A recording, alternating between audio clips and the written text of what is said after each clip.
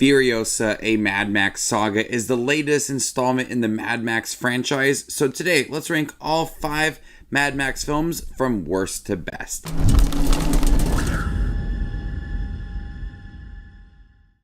Hey everybody, my name's Justin here. I try to watch everything that hits theaters and on streaming services. If you guys are like me, go ahead and hit that subscribe button down below and click that bell notification for more up and coming content.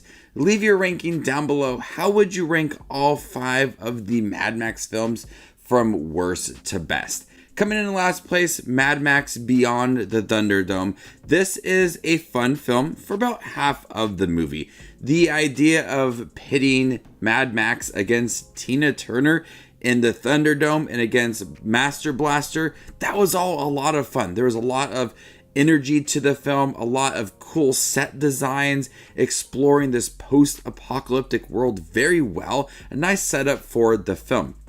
What falters with this movie is the second half, where you have Mad Max team up with a bunch of children, and the storyline feels like it's just something completely different that you get from the previous Mad Max movies, and there's really no energy to the movie. There's no excitement to it all. George Miller teams up with another director, so he isn't solely directing this movie. You feel like there's a lot of ideas clashing within this film. It's a weak entry in the Mad Max franchise and not a epic conclusion to that original trilogy. I like the beginning. About half of the movie is really fun, exploring just the ins and outs of what had happened from the previous 2 installments, but it just falls apart in the second half. Coming in fourth place is Mad Max, the first Mad Max film that starred Mel Gibson. This is a much smaller film. It's a quieter film compared to Road Warrior and Mad Max Beyond the Thunderdome. You have a deeper look at Mad Max's life in here. You have his wife and child, looking at some of his motivation moving forward and how he's challenged with throughout these movies and how he is broken down within future installments. And there's not much of a focus so much on Mad Max. You have a lot of characters in here that are in this post-apocalyptic world and how they're trying to take control of certain areas. So you have Max in here that is the title of the film, but you feel like he's almost like a minor character at times with how much the story is focused on other characters. You have a lot of energy within this film, a lot of cool action scenes, a lot of great directing from George Miller, but I wanted more of a focus on Max, diving deeper into his motivation. I feel like what happened to Max at the end of the film with his wife and his child should have happened really earlier in the film, and then you could have went on this revenge storyline later within the film. So it feels very uneven, and storylines coming later in the film when they should be coming much earlier. But I still liked how quieter it was and setting up this wasteland, the world that is within Max, and just looking at a softer side to this character and eventually what happens to him and what breaks this character down. It's pretty interesting, but it's not as strong as it could be. Coming in third place, Road Warrior. This is where George Miller is really starting to understand the wasteland. The first film, you had his structure of it all, what he wanted to accomplish, and taking Road Warrior, he's able to fully expand on it all. Fury Road feels like it's borrowing a lot of its action scenes from Road Warrior.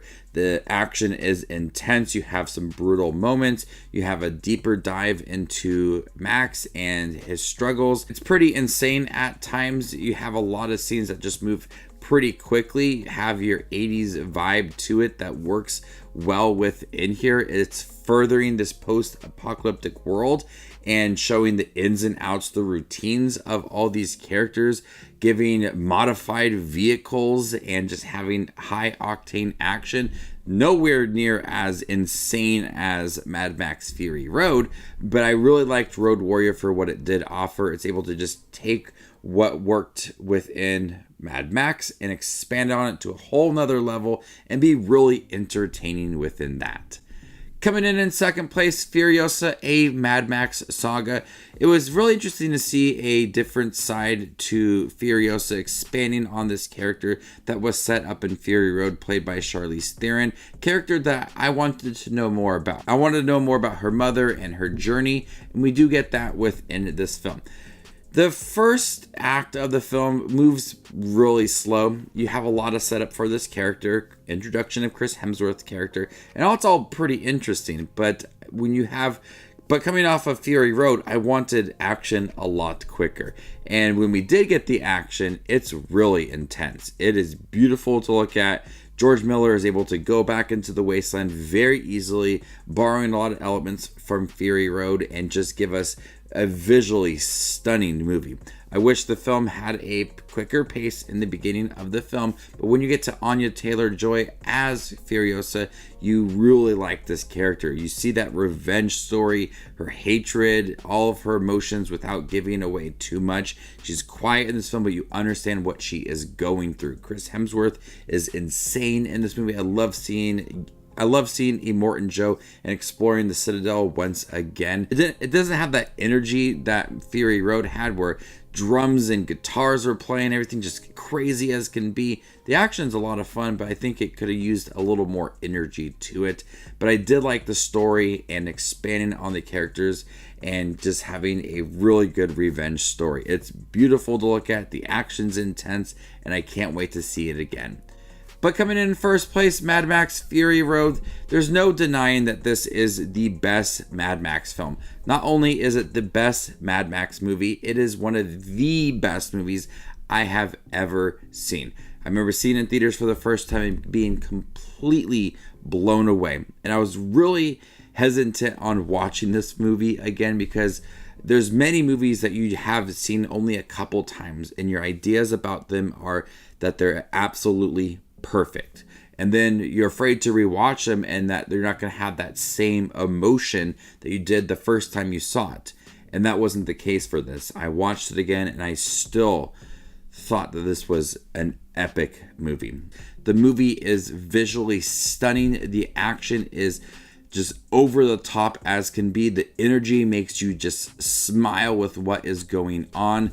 Nicholas Hoult, Tom Hardy, Charlize Theron, everybody in this movie contributes a lot to the action and the intensity of this film.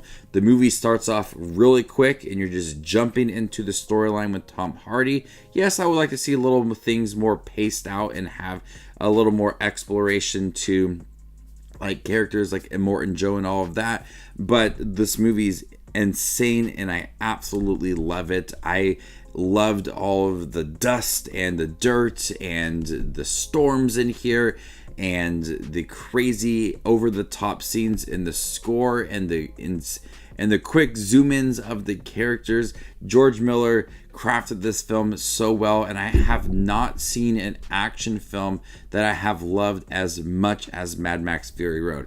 Maybe John Wick came pretty close, but this movie is top of my list of one of the best films I have ever seen. So there was no denying that Fury Road would be the best one of this bunch. Even going into Furiosa, I did not expect it to top Mad Max Fury Road. And Furiosa is really good, but it's nowhere near Mad Max Fury Road.